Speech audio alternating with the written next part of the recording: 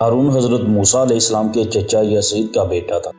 بہت ہی شکیل اور خوبصورت آدمی تھا، اس لیے لوگ اس کے حسن و جمال سے متاثر ہو کر اس کو منور کہا کرتے تھے۔ اس کے ساتھ ساتھ اس میں یہ کمال بھی تھا کہ وہ بنی اسرائیل میں تورات کا بہت بڑا عالم اور بہت ہی ملنسار بااخلاق انسان تھا، اور لوگ اس کا بہت ہی ادب و احترام کرتے تھے۔ بسم اللہ الرحمن الرحیم۔ ہسٹری ایکسپوز کے معزز ناظرین، السلام علیکم ورحمۃ اللہ وبرکاتہ۔ معزز ناظرین، آج ہم آپ کو بتائیں گے قارون کے بارے میں، قارون کے خزانے کے بارے میں۔ قارون کون تھا، اس کا انجام کیا ہوا۔ یہ قصہ ناظرین حضرت موسیٰ علیہ السلام سے منسوب ہے، اور اس قصے کی تفصیل ہم آپ کو اس کلپ میں تفصیل کے ساتھ دیں گے۔ آپ سے گزارش ہے کلپ اینڈ تک سنیں گا تاکہ آپ کے علم میں اضافہ ہو سکے۔ ناظرین، چونکہ قارون بہت ہی خوبصورت تھا، ذہین تھا، بااخلاق انسان تھا، لیکن بے شمار دولت اس کے ہاتھ میں آتے ہی اس کے حالات میں ایک دم تغیر پیدا ہو گیا، اور سامری کی طرح منافق ہو کر حضرت موسیٰ علیہ السلام کا بہت بڑا دشمن ہو گیا، اور اعلیٰ درجے کا متکبر اور مغرور ہو گیا۔ جب زکوٰۃ کا حکم نازل ہوا تو اس نے حضرت موسیٰ علیہ السلام کے روبرو عہد کیا کہ وہ اپنے تمام مال میں سے 1000واں حصہ زکوٰۃ نکالے گا، مگر جب اس نے مالوں کا حساب لگایا تو ایک بہت بڑی رقم زکوٰۃ کی نکلی۔ یہ دیکھ کر اس پر ایک دم حرص و بخل کا بھوت سوار ہو گیا، اور نہ صرف زکوٰۃ کا منکر ہو گیا بلکہ عام طور پر بنی اسرائیل کو بہکانے لگا کہ حضرت موسیٰ علیہ السلام اس بہانے تمہارے مالوں کو لے لینا چاہتے ہیں۔ معزز ناظرین، یہاں تک کہ حضرت موسیٰ علیہ السلام سے لوگوں کو بشکتہ کرنے کے لیے اس خبیث نے یہ گندی اور گھناؤنی چال بھی چلی کہ ایک عورت کو بہت زیادہ مال و دولت دے کر آمادہ کر لیا کہ وہ آپ پر بدکاری کا الزام لگائے۔ چنانچہ عین اسی وقت جب کہ حضرت موسیٰ علیہ السلام وعظ فرما رہے تھے، یعنی لوگوں سے ہم کلام تھے، قارون نے آپ کو ٹوکا کہ فلاں عورت سے آپ نے بدکاری کی ہے، معاذ اللہ۔ حضرت موسیٰ علیہ السلام نے فرمایا اس عورت کو میرے سامنے لاؤ۔ چنانچہ وہ عورت بلائی گئی تو حضرت موسیٰ علیہ السلام نے فرمایا، اے عورت، اس اللہ کی قسم جس نے بنی اسرائیل کے لیے دریا کو پھاڑ دیا اور عافیت و سلامتی کے ساتھ دریا کے پار کرا کر فرعون سے نجات دی، سچ سچ کہہ دے کہ واقعہ کیا ہے۔ حضرت موسیٰ علیہ السلام کے جلال سے عورت سہم کر کانپنے لگی، اور اس نے مجمع عام میں صاف صاف کہہ دیا کہ اے اللہ عز و جل کے نبی، مجھ کو تو قارون نے کثیر دولت دے کر آپ پر بہتان لگانے کے لیے آمادہ کیا ہے۔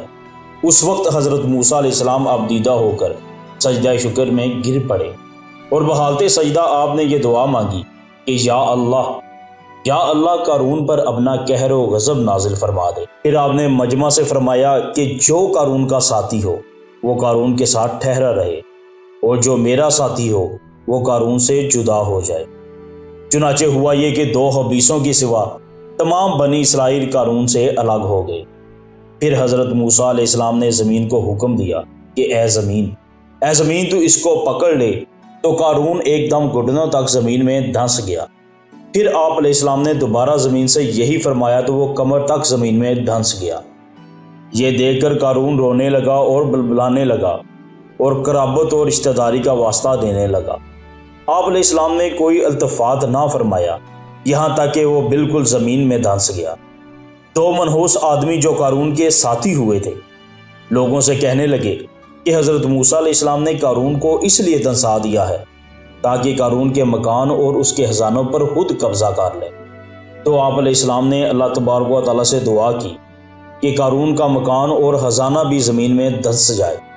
چنانچہ قارون کا مکان جو سونے کا تھا اور اس کا سارا خزانہ سبھی زمین میں دھنس گیا۔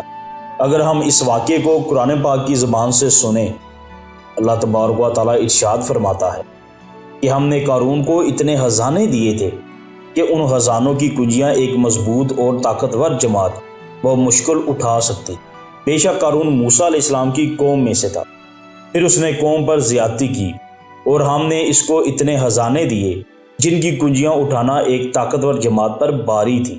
حضرت موسیٰ علیہ السلام نے قارون کو جو نصیحت فرمائی وہ یہ ہے کہ جس کو قرآن مجید نے بیان فرمایا ہے۔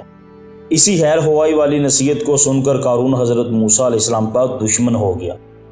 غور کیجئے کہ کتنی مخلصانہ اور کس قدر پیاری نصیحت ہے جو حضرت موسیٰ علیہ السلام کے ساتھ ساتھ ساری قوم قارون کو سناتی رہی کہ قرآن پاک میں اللہ تبارک و تعالیٰ فرماتا ہے، جب اسے اس کی قوم نے کہا اتراؤ نہیں، بے شک اللہ تبارک و تعالیٰ اترانے والوں کو پسند نہیں کرتا، اور جو مال تجھے اللہ تبارک و تعالیٰ نے دیا ہے اس کے ذریعے آخرت کا گھر طلب کر اور دنیا سے اپنا حصہ بھول اور احسان کر جیسا اللہ تبارک و تعالیٰ نے تجھ پر احسان کیا، اور زمین پر فساد نہ کر، بے شک اللہ تبارک و تعالیٰ فسادیوں کو پسند نہیں کرتا۔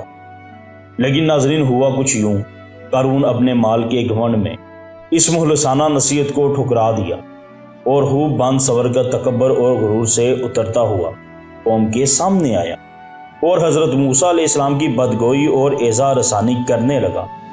اس کا نتیجہ پھر کیا ہوا، اس کو قرآن پاک کی زبانی سنیے اور خدا کی اس قہرانہ گرفت پر خوف الہی سے ٹھہرتے رہیے۔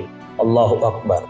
قرآن پاک میں اللہ تبارک و تعالیٰ ارشاد فرماتا ہے، تو ہم نے اسے اور اس کے گھر کو زمین میں دنسا دیا، تو اس کے پاس کوئی جماعت نہ تھی جو اللہ تبارک و تعالیٰ کے مقابلے میں اس کی مدد کرتی، اور نہ وہ خود مدد کر سکا۔ یہ عبرت ناک واقعہ ہمیں یہ درس دیتا ہے کہ اگر اللہ پاک مال و دولت عطا فرمائے تو اس فرض کو لازمی جانیں کہ اپنے اموال کی زکوٰۃ ادا کرتے رہیں، اور ہرگز اپنے مال و دولت پر غرور و گھمنڈ کر کے نہ اترائے، کیونکہ اللہ تبارک و تعالیٰ ہی دولت دیتا ہے، اور جب وہ چاہتا ہے پل بھر میں دولت چھین بھی لیتا ہے۔ ہر وقت اس کا دھیان رکھتے ہوئے تواضع اور انکساری کی عادت رکھیے، اور ہرگز کبھی انبیاء و اولیاء اور صالحین کی ایذا و رسانی اور بدگوئی نہ کرے کہ ان مقبولان بارگاہ الہی کی دعا اور بددعا سے وہ ہو جایا کرتا ہے جس کا لوگ تصور اور خیال بھی نہیں کر سکتے۔ واللہ تعالی عالم۔ اللہ تبارک و تعالیٰ سے دعا ہے اللہ تبارک و تعالیٰ ہمیں انبیاء اولیاء صالحین کی عزت و احترام کرنے کی توفیق عطا فرمائے۔ اللہ تبارک و تعالیٰ ہمیں قرآن و سنت کے مطابق اپنی زندگی گزارنے کی توفیق عطا فرمائے، آمین۔ تو ناظرین، آپ کو آج کا ہمارا یہ کلپ کیسا لگا؟ کمنٹ سیکشن میں اپنی رائے کا اظہار ضرور کیجیے گا، ہم آپ کے منتظر رہیں گے، کیونکہ ناظرین جب آپ کمنٹس کرتے ہیں تو ہماری حوصلہ افزائی ہوتی ہے۔ امید ہے ناظرین آج کے کلپ میں آپ کو کافی کچھ جاننے کو ملا ہوگا اور آپ کے علم میں بھی بے شمار اضافہ ہوا ہوگا۔ اب ناظرین ہمیں دیجیے اجازت، ملتے ہیں ایک نئے خاص بہترین معلوماتی کلپ کے ساتھ۔ دعاؤں میں ضرور یاد رکھیے گا، اپنا بھی ضرور خیال رکھیے گا۔ اللہ نگہبان۔